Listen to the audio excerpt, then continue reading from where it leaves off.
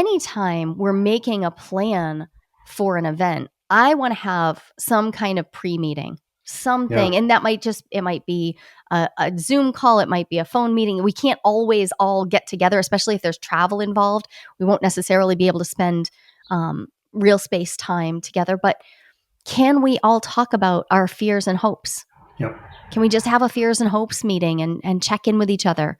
I think that's a great idea. And you mentioned earlier the topic of, so how are we presenting ourselves in this scenario when we get there?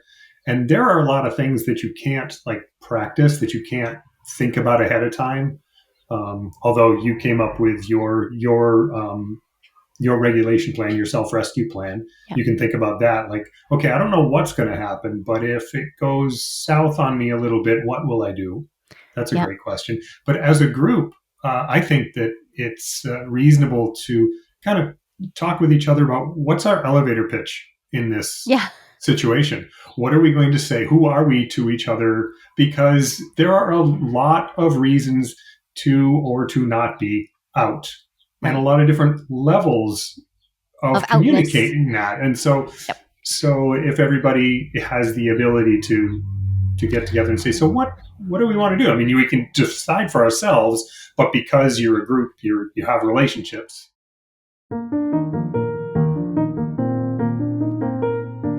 Welcome to Playing with Fire, the podcast for people who are ready to custom build their love. We're talking about non-monogamy, however you design it, as an individuation opportunity. Want to leave the default and make your life spectacularly you? You're in the right place.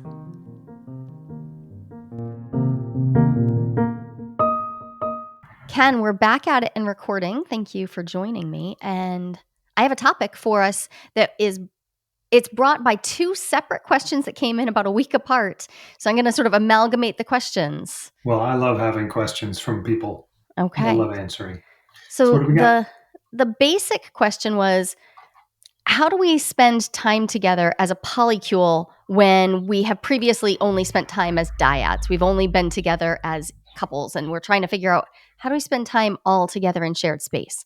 But then there were some nuances added to this. So a follow-up question came in from someone else, and they were talking about how they had planned an event together. There was like a community event that they wanted to go to. They wanted more than just one of their partners wanted to all be in the same space. They all wanted to share space. But that doesn't mean that things don't get sticky and that there's not complications and stuff might come up. And this person has tried this in the past and knows that it can get sticky. So what do we do? How do we ease into spending shared time at events as a polycule, or, in any sort of situation where we're with metamors, maybe that we don't have a direct relationship with, or we don't really know much about how we're all going to do this. We don't have any precedent. And would you say that's when I hear that, I hear the question, so I have these people that I'm not in direct relationship with. Now I have to kind of figure out what to do with this, what to do in this situation. Like I know what to do with these people that I've already established a relationship with, and I know the boundaries more or less. Well, the thing is, humans do that all the time.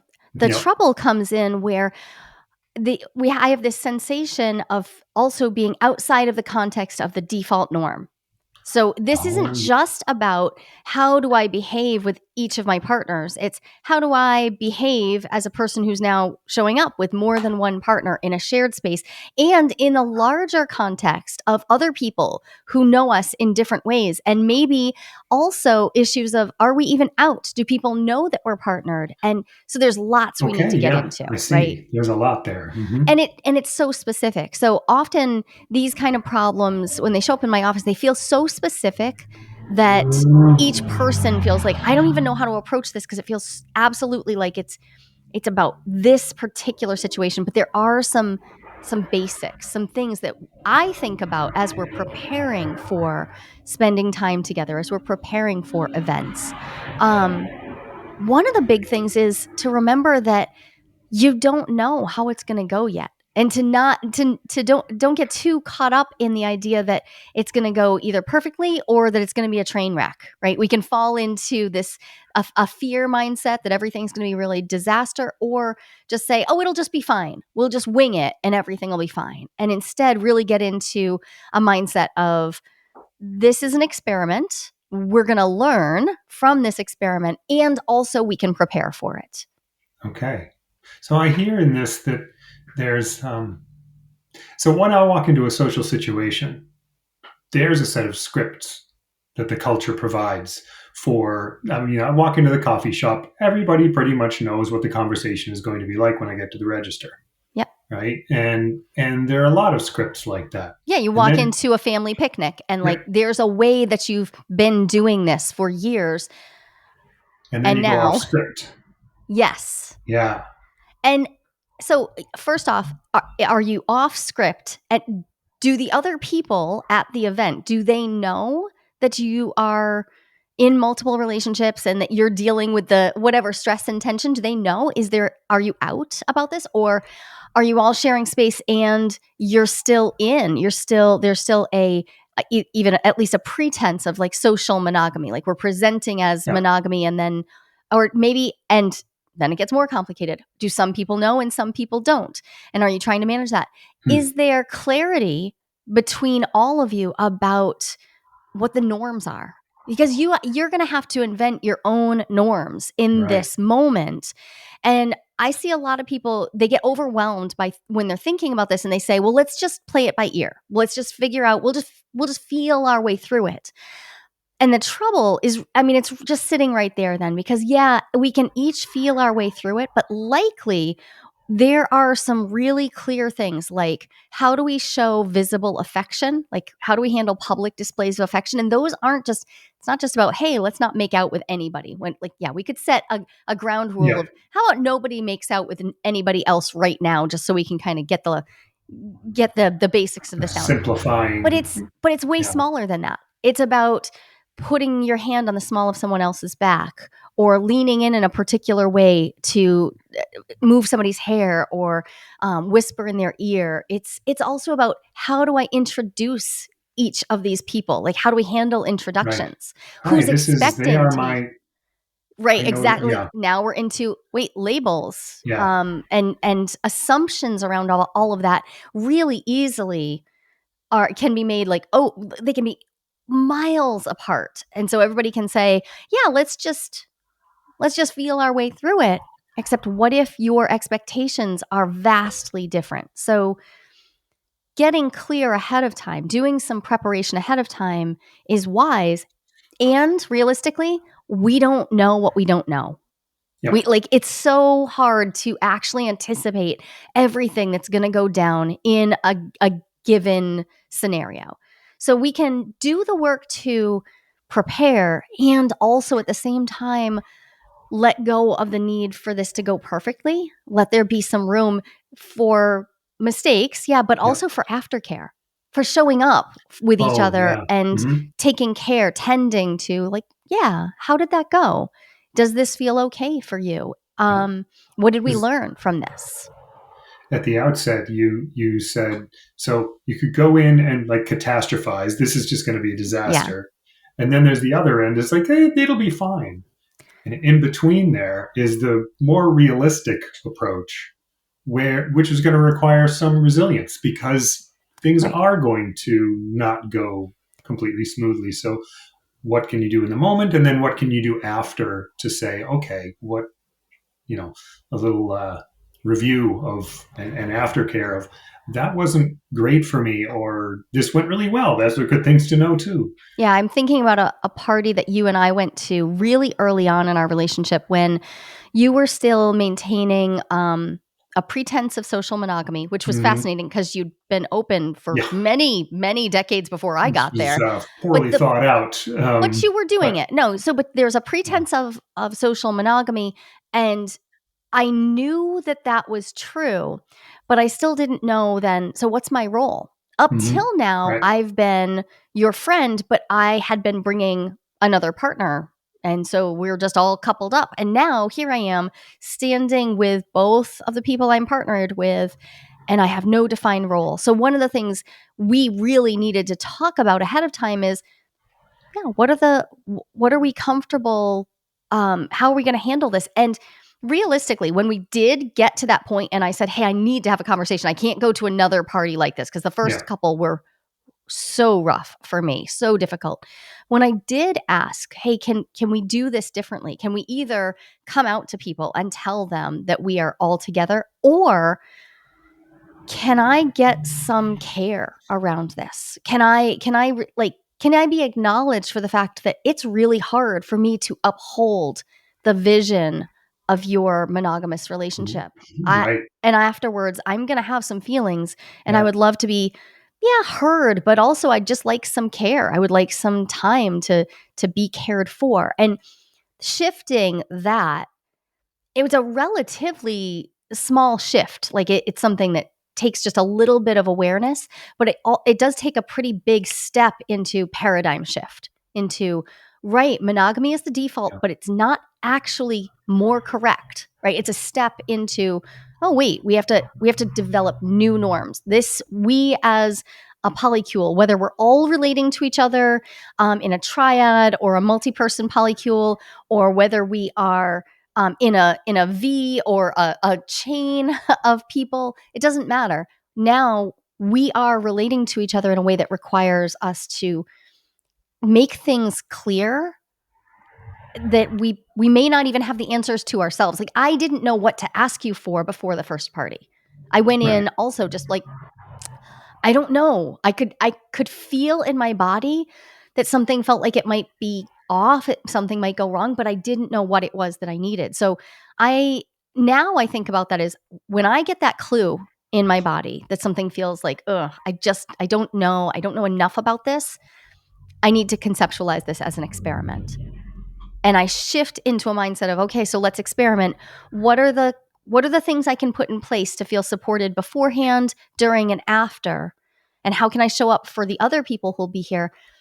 And that requires some conversation, at least. And if my partners aren't available to participate in care and aftercare, well, I mean, for one thing, that might point out to me that these aren't people that I actually want to share this level of relationship with. It provides some insight into the level of relating that they're available for. Mm-hmm. But also, it brings me to the question of, how can I care for myself? Like, how can I show up for myself? Because one of the things I learned to do over time was to make sure that after I was leaving an event like that, where I might feel marginalized or like excluded in some ways, to make sure that the next thing that I need to go do feels really nourishing. Mm-hmm. And that was really hard for me back then, because I had little kids. So often after an event like that, I was going right back into caregiving mode.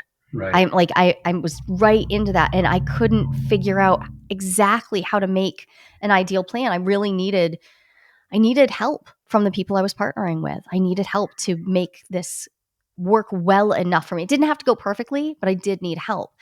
And that's something that I think we had to just learn outright, because nobody was talking about it with us. Yep. And we'd never seen anybody else do it.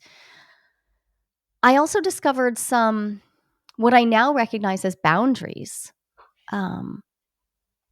If this happens, then I will do that. So for instance, I remember being at an event where, I don't even understand exactly how this happened, but you and your other partner got really centered, people were talking about old stories, and it was very like old days talk, and you got really centered. And I felt I actually got like squeezed out of a circle of people talking, and all of a sudden, like I wasn't even included in the conversation. I wasn't it was an odd experience, but these kind of things happen in social situations where I felt uncomfortable because I felt like I was being excluded. I didn't know the inside jokes. Right. And what I discovered is I needed a boundary for myself. I needed a plan for, okay, if I start feeling excluded, what will I do with my body? Where am I going to put myself? And now I have a rule of thumb for myself. I'm like, if I start to feel excluded, I'm going to go find a quiet area that still has me present to try to regulate and take stock, give myself 15 minutes to come back into like, wait, what's going on here? Because sometimes you're being excluded and sometimes we're self-excluding. Sometimes we Yeah. start telling a Yep. story, and that may have been what happened. I may have actually started pulling back. I may have physically, like I can imagine now standing in that circle with a whole bunch of people who I did know well. I can imagine kind of shrinking and feeling like, well, I don't really know what to say. I don't know whether I belong. I can imagine getting caught in my old stories of, well, they're the married couple, so their relationship's more important, and shrinking away. Yeah. And then, And one event can then cascade. There yeah, could have been just some physical movement in the group that you ended up on the outside a little bit, and then you start thinking these thoughts. And that's one way. The other way is everybody there was actually turned away. I right. mean, And I don't social know. dynamics It's happen. so long ago that this happened. This is 15 years ago that this event happened. And it was, I really didn't know anything about how to handle myself in that situation. And we didn't have any labels for what we were doing Yeah. yet.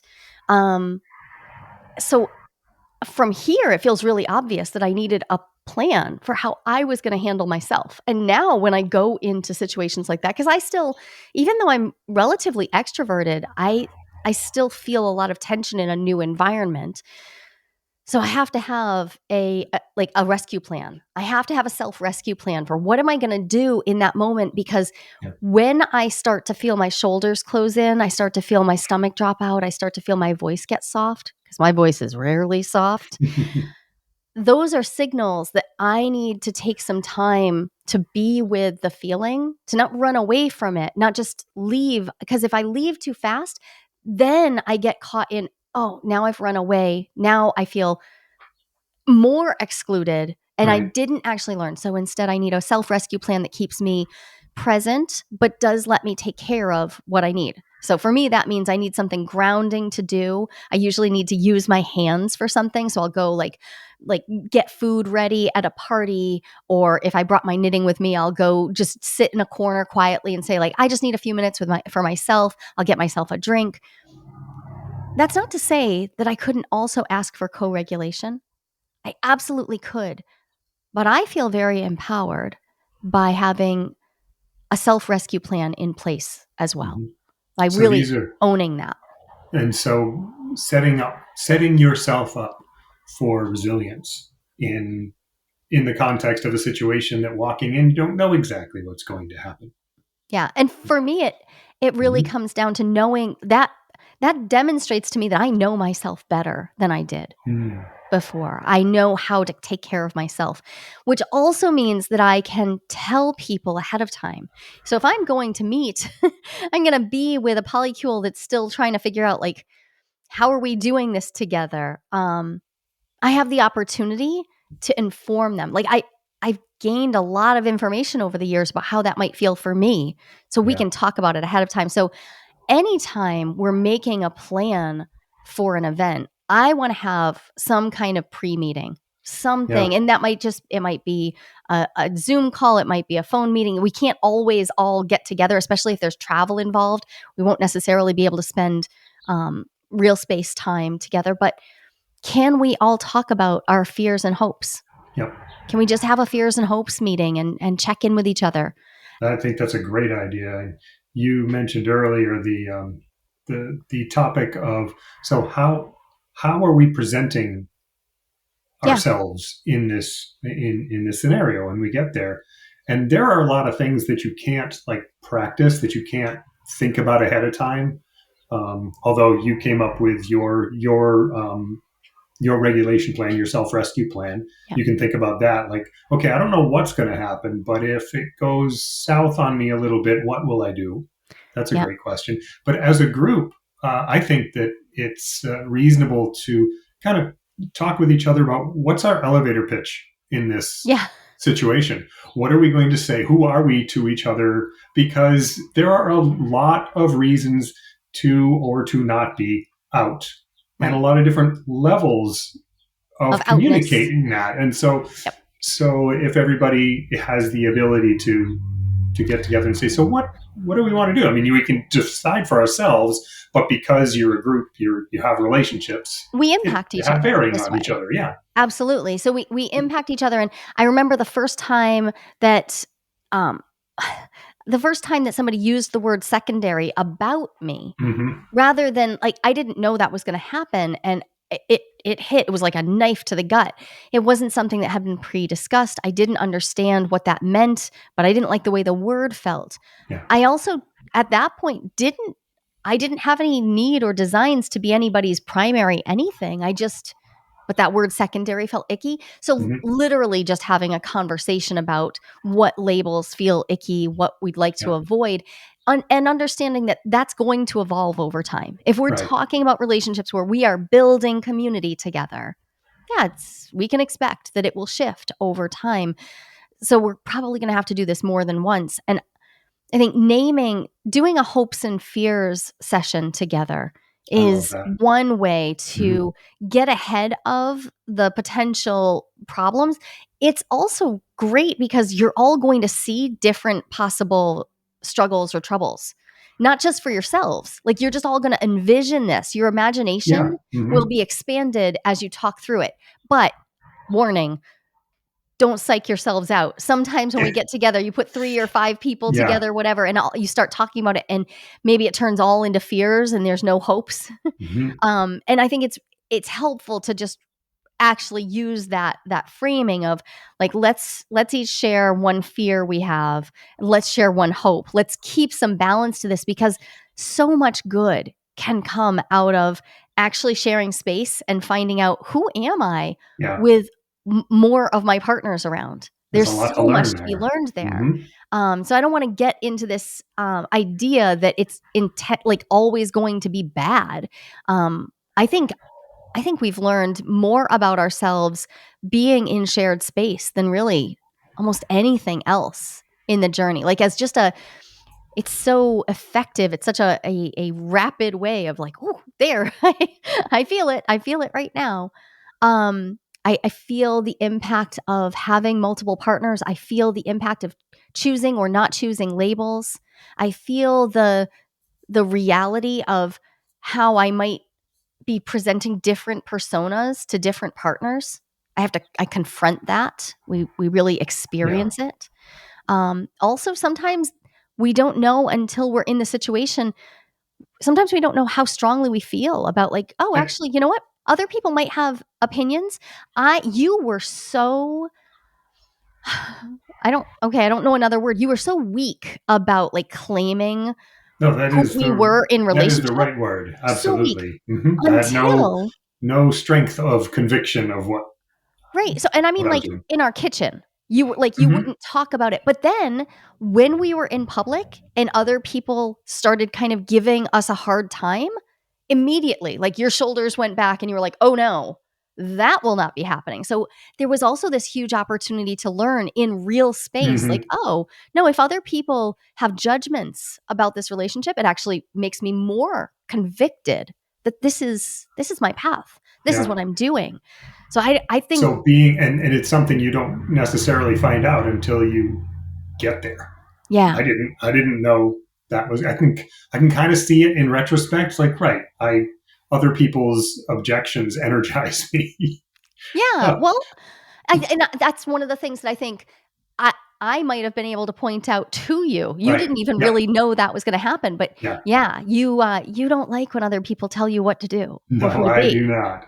And so confronted with that, you were like, "Oh, that's gonna be a big no, Yeah. thanks, we're not accepting that judgment."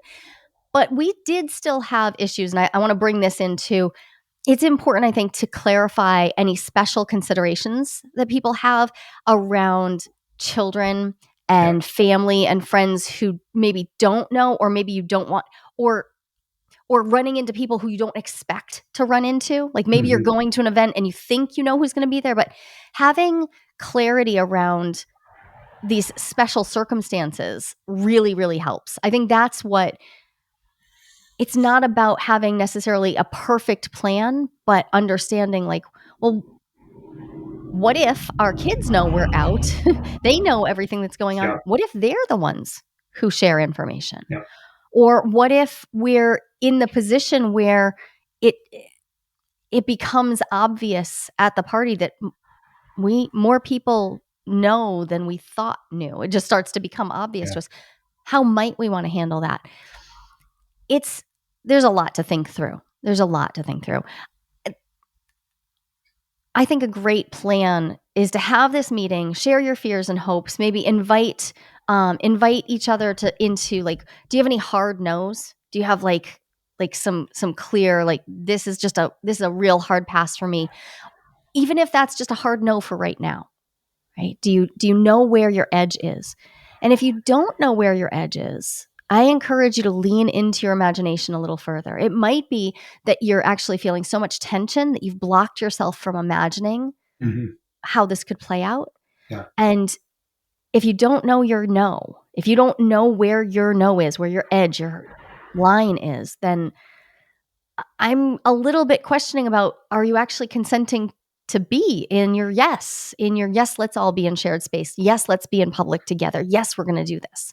And if you're not fully in a yes and you don't know where your no's are, it gets super easy to get into a blame shame game afterwards. Yeah, and that can go inward or outward. Yeah. I mean, you might wind up just shaming yourself, blaming yourself. You might. So setting up for the best possible scenario doesn't mean you're going to avoid all trouble. But the other thing we can plan is a debriefing time. Yes. So what are we going to do after? So we have a planning hopes and fears meeting, and then some debriefing time. What did we learn? What felt good? What felt off? You might be surprised. I found it incredibly surprising. I felt so good to be publicly confronting default monogamy. I didn't know I was going to feel that way, but as that started to be more and more a part of my life, where I felt the obviousness of, oh, other people are being faced with the reality that there isn't just one relationship structure. I felt good about that. It felt good at multiple levels. But I've had partners who've had the exact opposite experience. They felt really bad. They felt like it just felt icky for them. We learned through doing and making space for there to be multiple truths coming out of this experiment. I mean, it's so valuable. It's so validating for each other, and doing that validation before we get into problem solving. Because of course there could be adjustments, there could be changes, but the listening needs to come before we jump to what behavior changes need to be made. Yes, if we jump into behavior change, we jump into problem solving, we miss the opportunity to actually hear each other all the way through, process the feelings, and be with each other with the discomforts and the wins. And we can move into a space where we're just like mechanically trying to reconfigure it all and get it all right. I see an opportunity to separate debrief and aftercare here. Oh, absolutely. Right? Because first, what happened, or I don't know, it depends on what exactly happened, but trying to understand the full extent of how did that go and why did it go that way and what do we want to do next time and all of that is not the same as, so how are you? Yeah. So we're going to talk about, there's a transition management episode.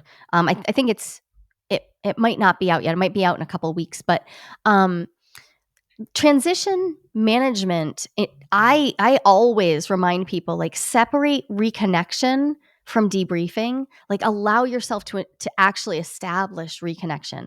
And that can be very, very simple. It doesn't have to be this enormous thing. Reconnection could be as simple as just coming back into shared space, regulating. It could also include self-regulation time first, some decompressing time first, but coming into reconnection, doing some care, self-care and community care for each other, and then allowing for there to be time. Also, for a lot of us, we need time to process and feel through it before we know. What did we feel? What did we get to? We may not know. I know the number of times I've asked you to debrief with me and you're like, yeah, everything was okay. And 4 days later, I find out that it wasn't okay. But you weren't lying. You did Yeah. not know. As of right now, I have no information about trouble. I will let Yeah. you know as it surfaces. Yeah. So Yep.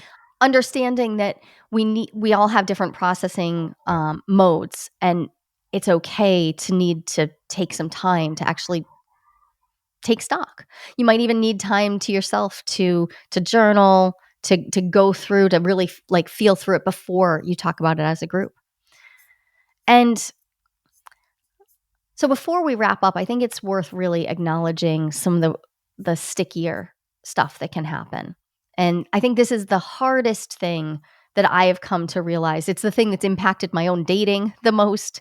Um, when we're confronted with a situation where maybe there is some default like social monogamy being presented, that can lead to big feelings about maybe being someone's secret, or being felt like I'm off to the sidelines, or I need to pretend to not care, or pretend to be um, all of the big feelings that come up around that. I mean, they deserve attention, but they also like bringing them forward often puts people who are receiving those big feelings into a very defensive position. Sure. I want Yeah. to cycle back to the repair skill Yeah. of dismantling defensiveness, because if one or more people in this situation are like, I didn't realize that I was going to feel like I'm someone's secret. I didn't realize that I was going to feel like an outsider. I didn't realize I was going to feel less important. I thought, well, we're all friends and so this will be fine. But then in the moment, But then it turned yeah, out that that level of visibility wasn't okay with you. yeah. And for me, I've noticed over time that, I don't do I don't do situations where I have to uphold someone else's monogamy while they're in relationship with me. Like, so I don't go to I don't if I'm dating someone, I'm dating them. And that works for me. And other people are perfectly happy to date people who are coupled, and it's so personal. But for me, there's the trigger spot is when I start to feel like someone's secret. Mm-hmm. Now, I have friends who love being someone's secret. They find it incredibly erotic. It's super hot for them. It feels good, and they don't feel the pain of being someone's secret. Sometimes because they don't have any interaction like that. Like they don't share community. So, yep, it's just this parallel situation. I don't feel like a secret because we just have two separate parallel lives. But once I learned that about myself, it became much easier for me to establish my boundaries and not set myself up to feel that way, which does have to do with how I choose my dating pool, but it also has to do with just like what kind of events I attend. Like Yeah. I don't go put Yeah. myself in positions where I'm going to feel like I'm hiding. And that is a personal thing that we all have to. Yeah. And it's something that if you can't, if you can't just self-interrogate to find out how a particular thing like this is going to land, then, well, a way to find out is to be in the situation.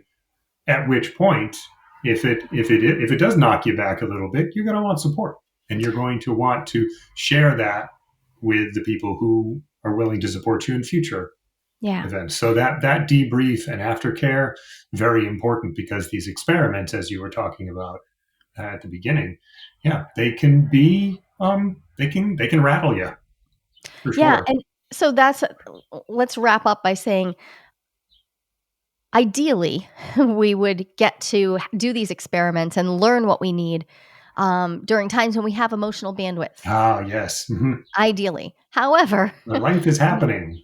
life is happening. Yeah, I mean, you and I had, I think, our biggest coming out moment at my mother's that's funeral. exactly what I was thinking about. Yeah, It's definitely one of the low it spots of my was. whole life, mixed with a bright spot, because you stepped in and decided, yeah, so I'm going to show up for my partner in this moment. And so I say that just to remind people that I would love for this to all be like, okay, so if you plan for it well, then it will go well. No, life is happening. Things are Life happens complicated. around You may that. wind up in a situation where, oh, we all need to go to this event because our kids are all involved in this thing, or Yeah. because there is a loss, or there's a wedding, or there's a community event that matters to all of us. And so, yeah, we're doing this now. And so this is a great time to say, like, let's put then as many structures of support in as we can Yeah. around that, which it can ideally will also include broader community, right? One of the things I love to do in the year of opening is have people name this stuff that's coming up. Like, oh, I'm doing this event. I don't feel ready. Like, at the very least, they have a community that they can come back to and share their experience, whether it was great or terrible. To be able to share that and be witnessed in it afterward is so powerful. So I would wish for everyone to have community where they can Yes. share the ups and downs of this, because stepping out of the mainstream, it's really helpful to have some people who understand what it feels like to swim upstream. Ken, this particular episode really reminds me as well that we don't know we don't know exactly what we need for support ahead of time, Yes. Right. but all of us need regulation skills. So That's true. Yep. if you've heard us, I've said the word regulation a whole bunch here. Let's make sure that the link to the self-regulation skills for complex relationships, we'll put the link to this. We have a free training on that. It's available on YouTube. If you don't know where to get started with It's a getting good yourself a place to start. self-rescue plan, it's a great place to start. Thanks for talking this through with me. Thank you.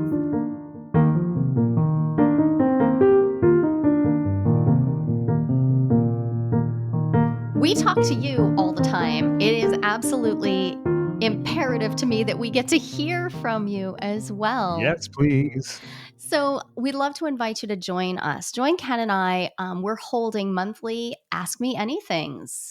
You can show up, bring your questions from podcast episodes, from your relationships, bring questions about non-monogamy, about individuation, about relationship skills. We would love to share space with you. We're hosting these AMAs free of charge for our podcast listeners. You are the Playing with Fire community, and it matters a ton to us that we connect with you directly. So Oh, go. I would so love to hear your questions, and it'd be so awesome. Yeah. Go to joliehamilton.com/AMA and you'll find a way to sign up real quick and get an invitation to join us in a small group where we're going to get together and talk about all things non-monogamy, individuation, and relationships.